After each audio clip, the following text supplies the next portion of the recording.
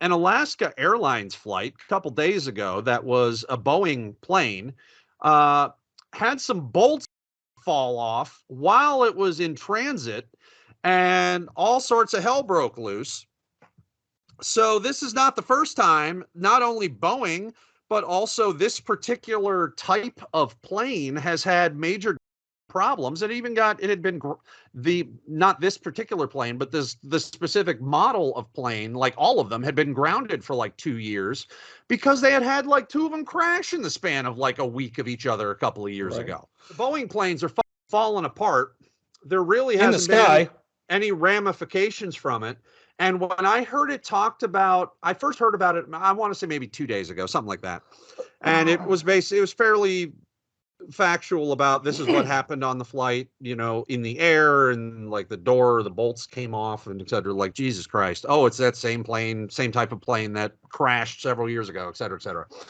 But then, fast forward a couple days, and I was hearing a news report. Now, in fairness, this particular section of the news report was more financial focused, business focused. So I can understand that. But nevertheless, the focus of this piece was the effect that this is having on Boeing stock.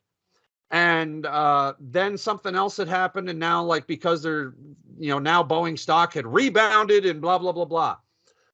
Look, I am aware that, say tomorrow, all of a sudden Boeing went bankrupt and went out of business. That would be a lot of people that would suddenly lose jobs. So I'm not for that particular outcome where a bunch of people that were not related to this continued catastrophes, are suddenly out of work and not able to pay their bills. So I understand that.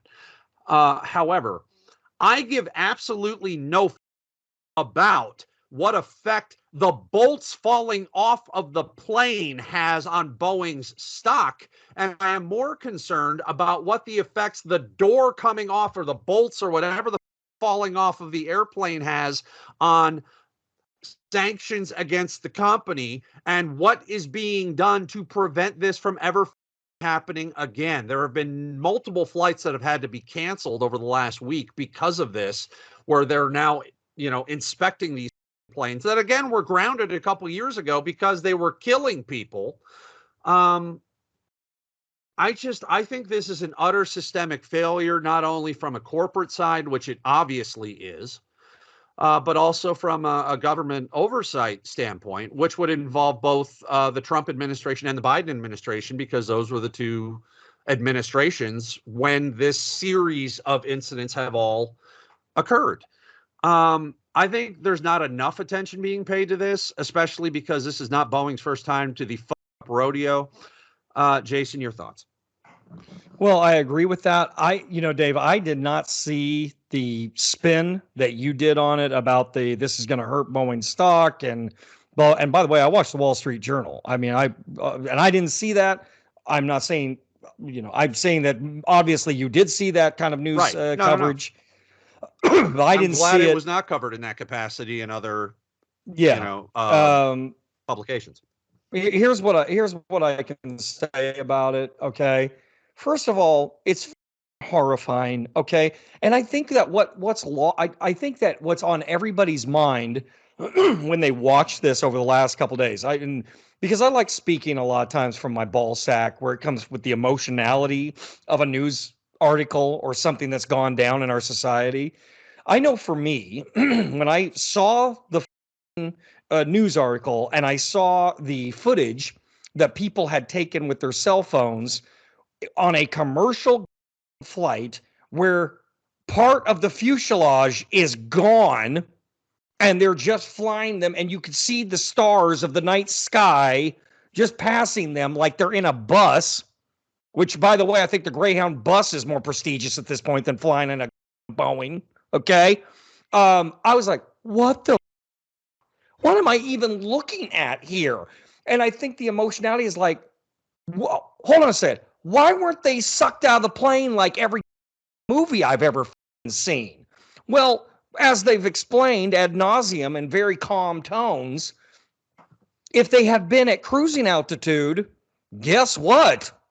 That's exactly what would have happened. It was just they had taken off and not gotten to cruising altitude yet. But had that, and this is what they don't talk about. They're like, well, everybody was calm and the employees of Alaskan Airlines did the right thing and everyone, was the who town and we are Whoville. Everyone was happy and holding Well, hands. credit And to the pilots. okay. Like, they were No, blameless, but yeah. continue. Yeah. I'm not putting that down. But what Oh, I'm no, I know. saying is how the article should have been started is, bitches, had this been just a few minutes later in the flight, we would have been having footage on people's phones of them going all the way down to their graves. Now, the iPhone obviously could survive. That's a whole nother article to where Apple stock's going to go up now. But the thing is that people are going to die. And I mean, that would have been a social media coup to film your entire death all the way down, but being sucked out of a plane. But the thing is that that's what I was thinking in an emotional way, like, holy shit, if this would have happened any higher, everyone would have been sucked down the drain, man.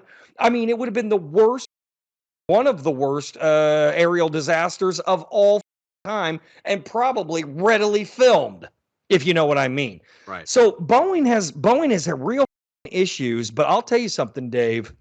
It's not just Boeing. It's not just Spirit Aero Systems, whatever, subcontracted out.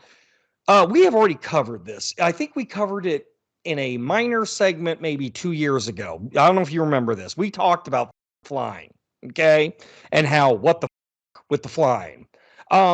It's terrible now. It's not just. It doesn't just suck.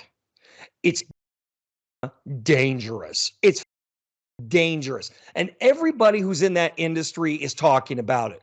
From Boeing not being able to employ enough people or keep things going fast enough to safety check shit, very obviously, when they can't even keep a place.